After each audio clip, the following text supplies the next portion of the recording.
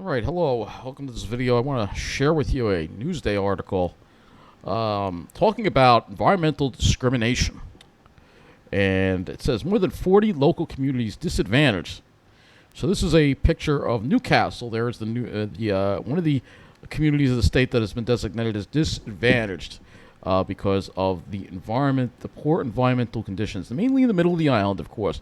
Most of these communities are. So it says state environmental officials have designated 87 predominantly minority neighborhoods in more than 40 Long Island communities as disproportionately affected by pollution and climate change, making them eligible for funds toward the introduction of clean energy projects.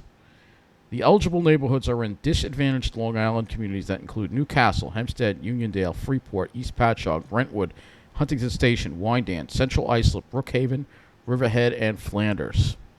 Almost all but a few are in the middle of the island. Last week, the Department of Environmental Conservation named 1,736 disadvantaged communities statewide.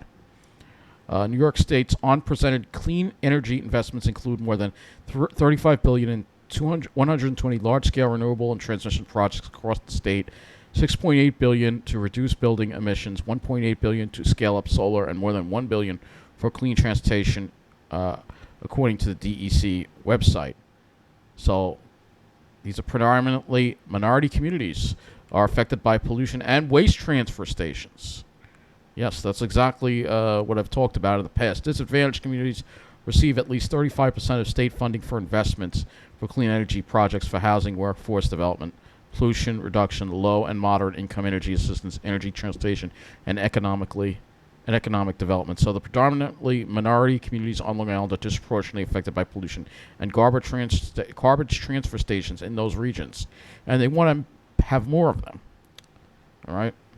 State officials and local leaders have said the communities identified by 45 indicators, including pollution characteristics and health vulnerabilities.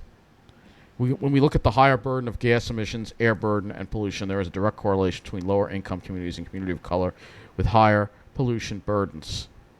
It's important these communities are finally being recognized. They are being targeted for large-scale industrial projects, landfills, and heavy traffic, and have been bearing a higher burden of environmental pollution. So DEC officials have noted high air pollution in affected Long Island communities that have had transfer stations or active landfills. Several sites have been designated for environmental cleanups, and it includes facilities permitted to emit certain levels of emissions measured by the Environmental Protection Agency. There have been various petroleum and chemical storage facilities on Long Island that have contributed to environmental issues like soil pollution on the island. Coupled with climate change and sea level rise and storm events, we're seeing a lot of storage elements and pollutants come to the surface. Some Long Island organizations said the state overlooks some communities or census tracts of black or Latino communities affected by pollution and socioeconomic hardship.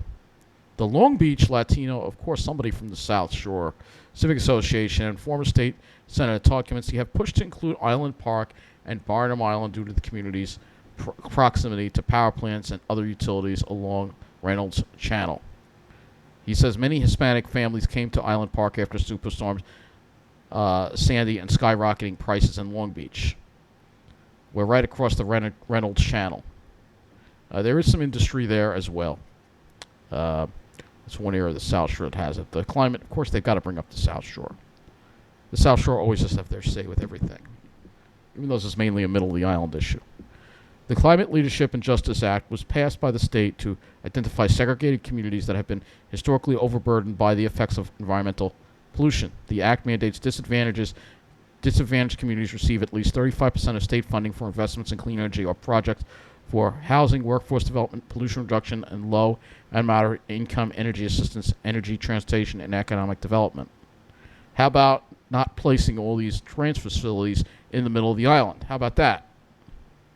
The disadvantaged minority communities listed on Long Island have long suffered high pollution projects, said Assemblyman Phil Ramos. He said past pollutants, including from illegal dumping in Robert Clemente Park in Brentwood, were a result of contracts approved by local political leaders. This is no surprise to me.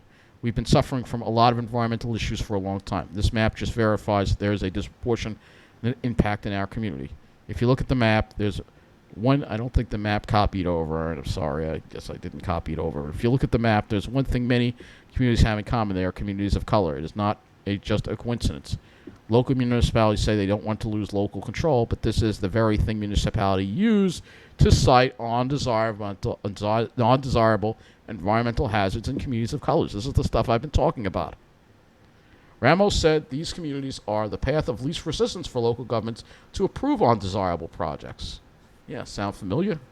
He said the district is the only one on Long Island with 3 power plants in a 5-mile radius, in addition to a gravel pit and several Superfund sites. The Long Island Progressive Coalition argued to include Gordon Heights and Mastic Beach, which were given designations. I agree with that, Gordon Heights especially. Other census tracts in Freeport, Elmont, Mastic Beach, and Huntington Station, and Valley Stream were left out. So this doesn't go far enough at all. It's something embedded in the way communities were formed on Long Island. A lot of what's happening is there's a lot of money in small communities with black, indigenous, and Latin population that is growing. As folks are forced out of Long Island, there is less of a voice here, but it doesn't mean they aren't suffering, and they need this opportunity to be included. Hope for improvements. Ramos said he hopes the state's designation leads to more state and federal funding for environmental improvements. The state is continuing a year-long analysis of air quality in disadvantaged communities, including Hempstead, Westbury, Newcastle. Mark Kaufman, president of Leonard Industrial Supply Corp., which sells industrial equipment on Magnolia Avenue, Newcastle, says he has to wash his car every other day and change air filters in his building due to the dust from gravel pits and other businesses nearby. He said he worries about future warehouse development planned in the area, which could lead to more truck pollution and traffic in the area, and they keep building these warehouses, especially in the middle of the island. People are finally aware of what we're dealing with in this area. It's so polluted. It's all over the cars every day with dust and dirt. The smells here are outrageous, and it's horrible. The streets here are filthy. So it's one of the areas that is being dumped on, and this is Westbury. Go east of the Westbury train station.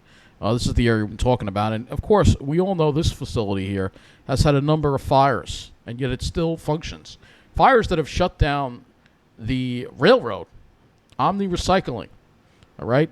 Fire, and if there's another fire here, it will shut down the railroad again. And you can see the dust, the dirt. I mean, this is horrible having this here. This should be shut down, but this bill doesn't do any of that. Or it doesn't say, well, everybody's got to have to share on the burden on this. It's just going to give them money. It's not going to fix the situation because you've got to get these places out of these areas. So this is one of the areas here.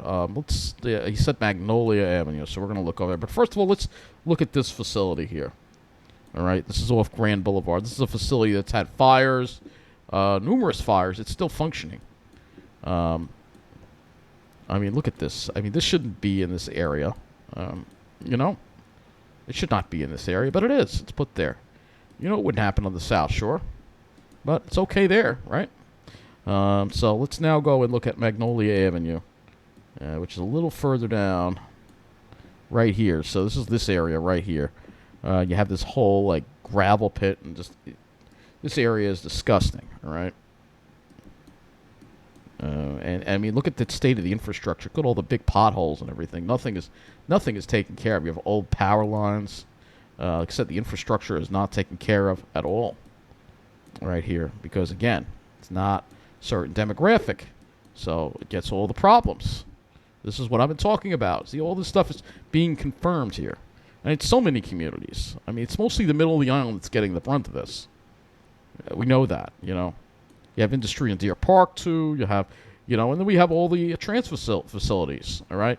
You know, and they're hauling all these trash trains out of here. And guess who deals with the burden of all the trash trains? The middle of the island. There aren't any on the South Shore. Not one, because those people on the South Shore, they're important. They don't have to deal with that because they're important, because they're white and they work they work in finance, all right? Now, this is what we have to deal with here. This is another area here. And you can see, look at all the trash here. I don't know if you can see the trash. Here's a trash train parked right here. And there's trash all over the place from it. All right, the trash comes all out of it. This is what we have to deal with in the middle of the island. All right?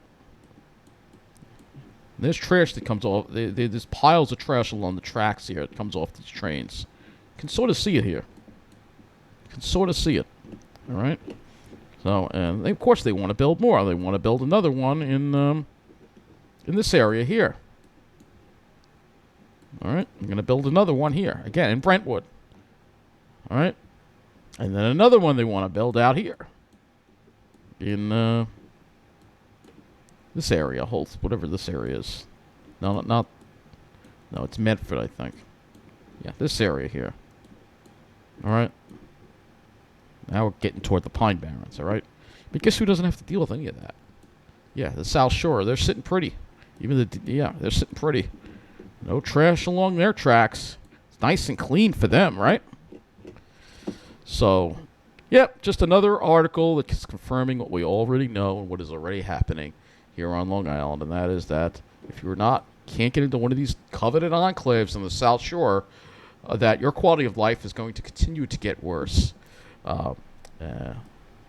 So that's going to be it for this video. Thank you for watching.